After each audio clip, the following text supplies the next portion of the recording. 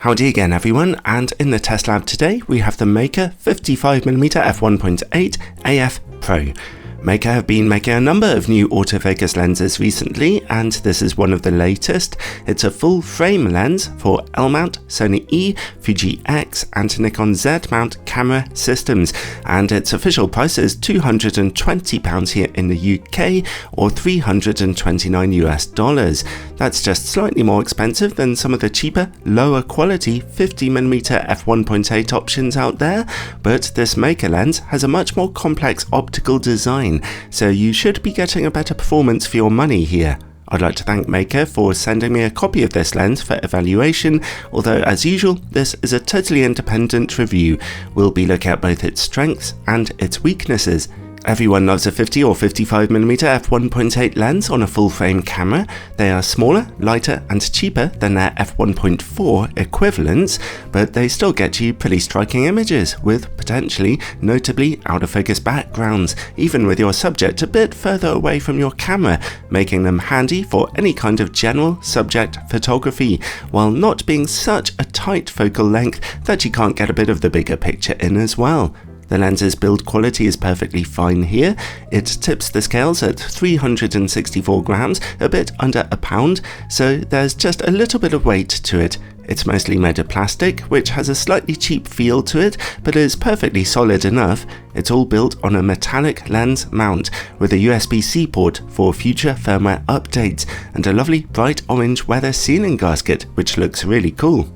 Then we get a plastic aperture ring, which turns with gentle clicks to it. However, the force needed to click it out of A, or camera controlled mode, is a little stronger, which I really like to see. It helps to prevent you accidentally setting it to f16 when you're controlling the aperture from your camera. That's followed by a little auto manual focus switch and a plastic manual focus ring. The focus motor responds quite well to that focus ring being turned, and even better, the lens displays virtually no focus breathing at all, as you can see here, and that could be helpful for video makers. The lens's autofocus motor works silently and accurately, having no problems in subject detection or tracking modes. When shooting in single shot autofocus mode on my Sony camera, the autofocus speed was slightly on the slow side, but perfectly fine for most users. Switch over to autofocus continuous mode and it's sped up just a touch.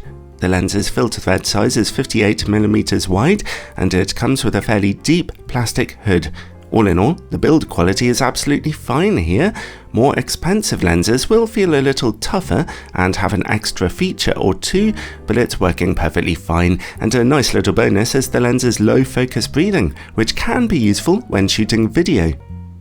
Alright, let's see about image quality then. We'll start by testing it on a full frame camera, the brutal 61MP Sony a7CR. In-camera corrections are turned on for this test. If you want full frame images zoomed in to the 42MP ratio of my older reviews, by the way, for comparison purposes, then you can find a link to a special unlisted video in the description below. Straight from f1.8, in the middle of the image, sharpness and contrast are both decent enough, but we are seeing a little ghosting on contrasting edges. Stop down just a fraction to f2 though, and contrast gets quite a nice boost as you can see, and at f2.8 sharpness becomes virtually perfect, although the eagle-eyed among you will notice just a tiny little edge of purple colour fringing here, just tiny. Stop down to f4 and that goes away. Anyway, let's stop down to f1.8 now and take a look in the image corners. Alright, contrast is still quite good here, but we're seeing softness now and chromatic aberration. f2 looks the same, but at f2.8 there's a noticeable improvement. At f4 those corners look good enough, at f5.6 they're sharp, and at f8 they are at their best. f11 and f16 begin to look softer though, due to the effect of diffraction. Overall, it's just an okay performance here in terms of resolution. You might have expected a bit of a better performance than this, but bear a couple of things in mind. It's still sharper than an old double gauze optical design used by cheaper lenses, and also these pictures were taken on a 61MP camera, which is ridiculously demanding, so anyone with a lower resolution camera will be a lot happier. Let's see how the lens will perform on APS-C by taking some pictures in the A7CR's 26MP crop mode. Again, image quality in the middle is okay at f1.8, but contrast is a little low. At f2, it's way better though. At f2.8, image quality is excellent, but there's still that edge of purple fringing. At f4, it's gone. Let's open up to f1.8 again and look over into the corners. Okay, they're obviously a bit softer than the middle, but still not as bad as they were on full frame. They're about the same at f2.8. At f4, there's a bit more sharpness. At f5.6 and f8, those corners are looking brilliant though. And, as before, f11 and f16 are looking softer. So, on an APS-C camera, you might notice the lower contrast at f1.8 a little more, but the corner image quality does look a bit better. Okay, let's go back to full frame, turn off in-camera corrections, and take a look at distortion and vignetting. The lens only projects a small amount of barrel distortion here, which is better than average, and at f1.8, vignetting is hard to see. Vignetting is actually there, but because it graduates so very gently across the image frame, it's hard to notice.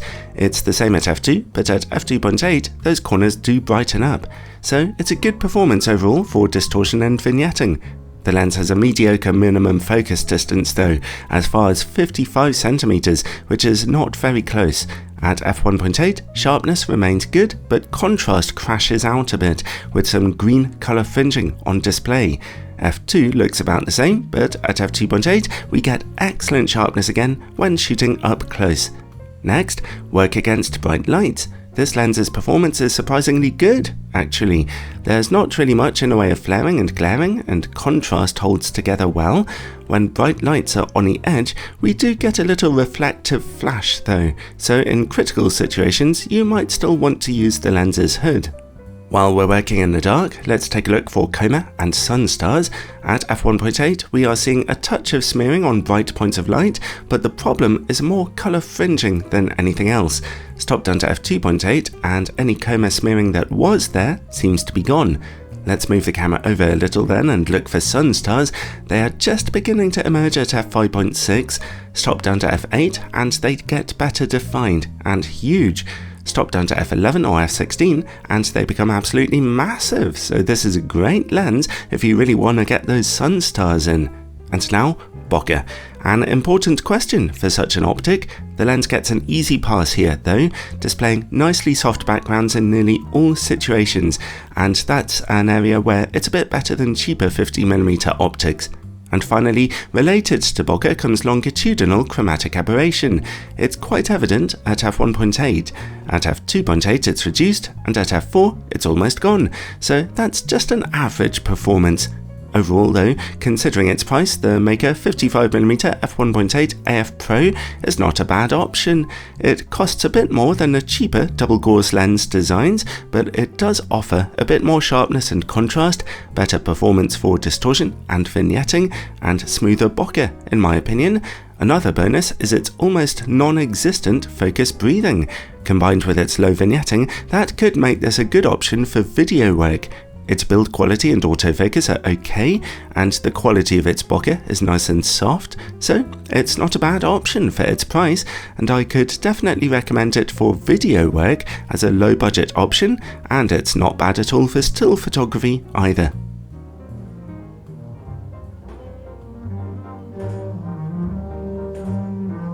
Thanks for watching everyone. A big thanks as usual goes to my Patreon supporters and channel members whose support goes toward keeping this channel trucking on. They get extra bonus content and early access to quite a number of my reviews, so check it out in the description below. Ciao!